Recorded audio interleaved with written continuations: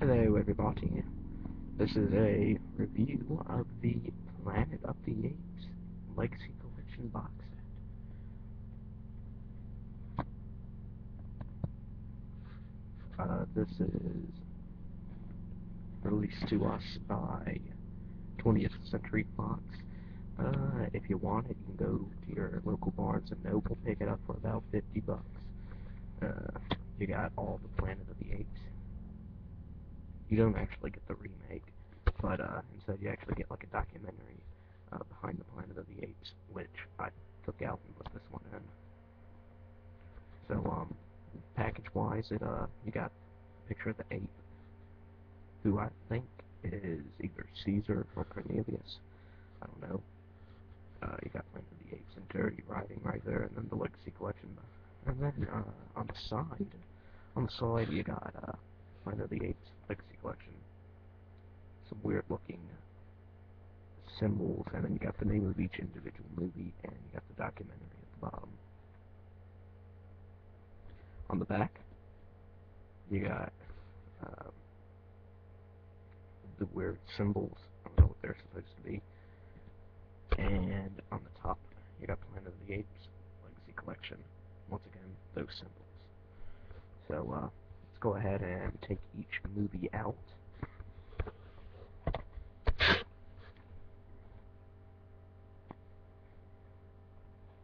We're going to start from the original.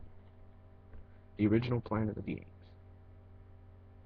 which stars Charlton Heston and Kim Hunter, Maurice Evans, James Whitmore, and James Daly.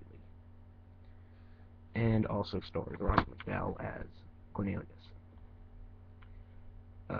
A generic-looking ape at the top.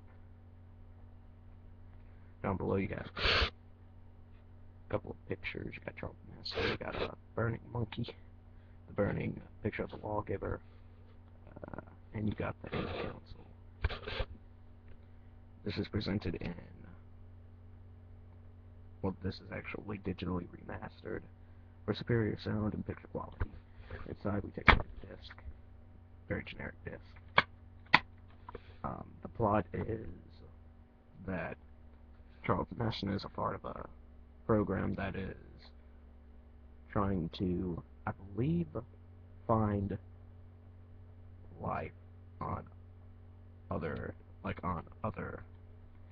planet, which they get caught in a time warp, and they end up being transported to Earth's future, which they don't know they're on Earth's future, but they find that out at the ending of the movie.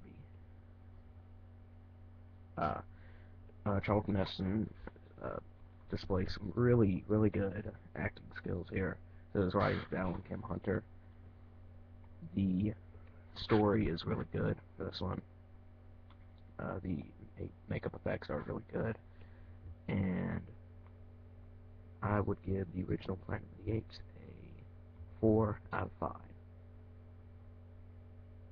Alright, so that's the first Planet of the Apes. Then we move on to a sequel, Beneath the Planet of the Apes. This one is alright. Not much really to say about it, except there was a deleted scene with a half-ape, half-man child that they brought in, but they deleted it because they didn't know how the audience would react to it. Basically, it leaves off from the first one. Starts off with the first one left off. This time you have James Franciscus, who is a new astronaut and crash lands on the new planet. And basically, the apes believe that there actually is life in the Forbidden Zone. So, they go in there, and they find out there's a race of mutants there who have an atomic bomb. So, they got to stop them before they could do that. So, and Charlton Heston is actually in this, but unfortunately he dies at the end. along with Nova, which is unfortunate, really. But if I had to give a rating to Beneath the Planet of the Apes, I'd give it about, I'd say a 3 out of 5. It's decent, and it's kind of worth watching, because it has this moment. Alright, this is where the series gets a little, well, screwed up. Escape from the Planet of the Apes. This movie only has 3 apes. Count them. 1, 2, 3. You got Zira, Cornelius, and Dr. Miley, who dies in the first probably 15 minutes.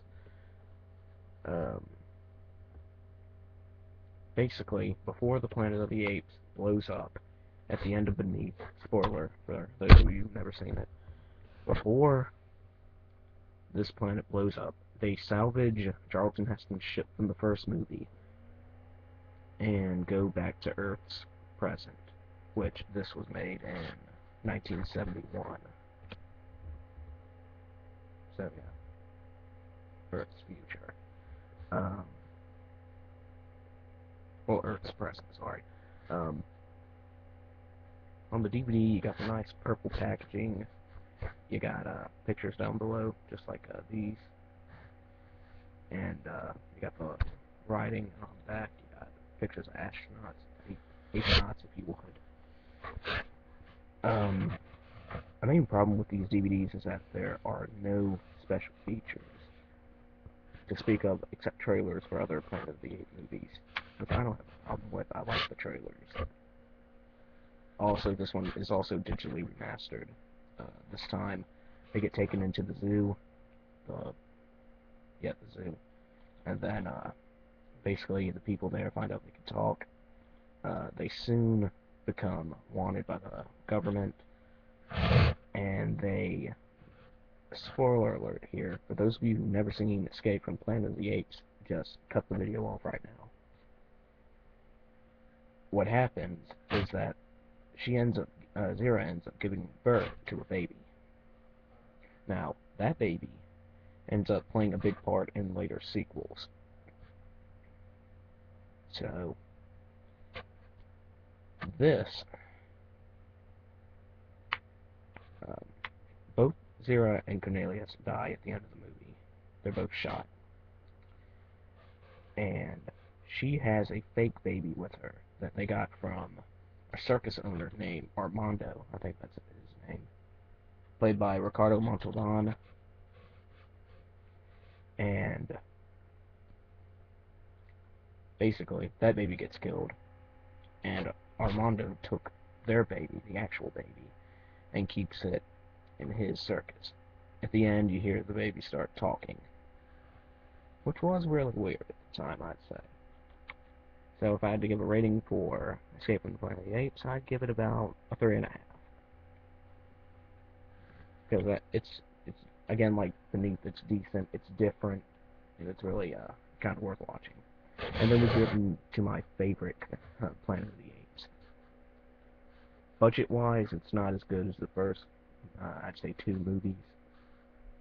This one's really dark and edgy, and is the only one, I think, that doesn't have a G rating. This one actually has a PG rating, which was, like, some hardcore stuff back in the 70s, I'd say.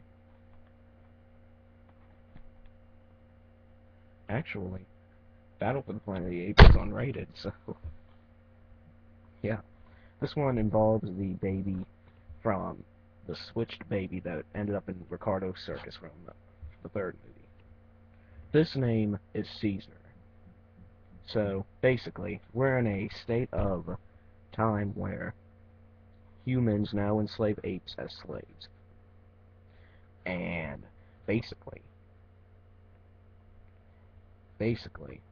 Caesar leads an ape uprising to destroy the humans once and for all and take back the Planet of the Apes.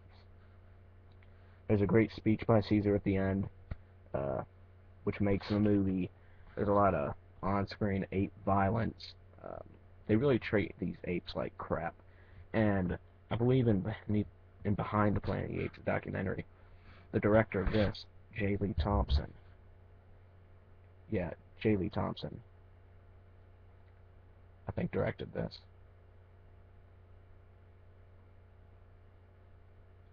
Yeah, J. Lee Thompson directed this, and basically said that there was a good fan base from the African American audience in the room because they could identify with this.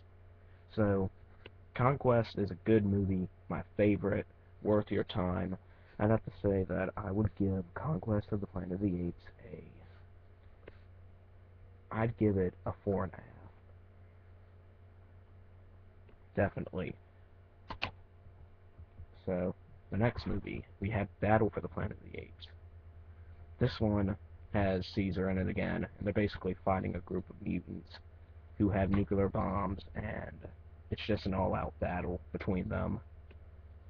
So, Battle for the Planet of the Apes is alright. It's kind of low budget. I'd say I'd give it about maybe a 3. So yeah. And now we get to the awful remake. Why oh why did they have to remake Planet of the Apes? They could have just called it something else, and it would have been fine. But no, Planet of the Apes. This is the 2-disc special edition.